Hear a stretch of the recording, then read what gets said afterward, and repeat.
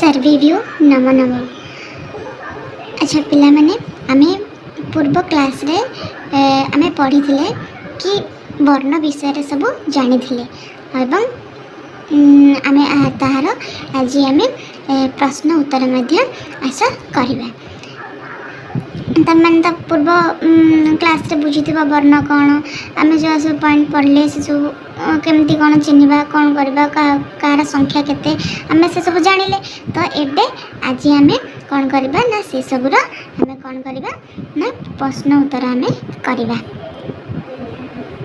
हम देखिबा ना एउची क वर्ण क वर्ग वर्ण के क वर्ण कह के ना क हलंत ख हलंत और ग हलंत घ हलंत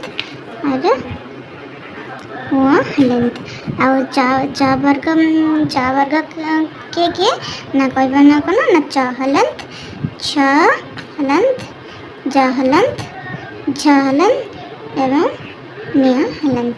ट वर्ग वर्ण के ना ट हलंत ठ हलंत ड हलंत ढ हलंत न हलंत। त वर्ग वर्ण के ना त हलंत थ हलंत द हलंत ध हलंत न हलंत।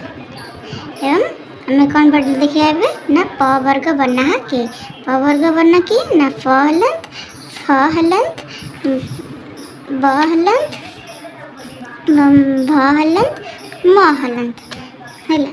आम जो देखी 6 नंबर क्वेश्चन कौन कही ना के अंतस्थ वर्ण अंतस्थ वर्ण किए आम पूर्व श्रेणी पढ़ी पूर्व क्लास रे पढ़ी तो मन को भी भल मन थी आम लिखा कौन कौन ना ज हलंत र हलंत ल हलंत एवं ब हलंत आउ के उष्मा वर्ण है ये भी तुम मन थी ताहले कहबा ये उष्मा वर्ण है कौन कौन ताहले आम कहबा कौन ना तालवेश हलंत मूर्धन्यश हलंत दंतश हलंत ह हलंत।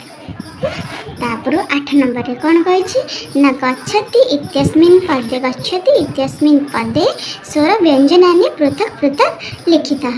गच्छति केमती कही ताको विच्छेद करछि सवाल ग ना ग को ग हलंत अ हला ग आउ छ च छ है ना च एवं छ रो छरे द्वितीय छ हेउची कौन ना च हलंत छ हलंत एवं आ ताकू केमती कह ना त हलंत युक्त ई है ना गच्छति आदर स्वर वर्ण किए ना आदर स्वर वर्ण होउची अ आउ च आउ ई कौन लिखा स्वर वर्ण किए ना स्वर वर्ण होउची अ हलंत आउ च हलंत आ कौन होउची ई हलंत।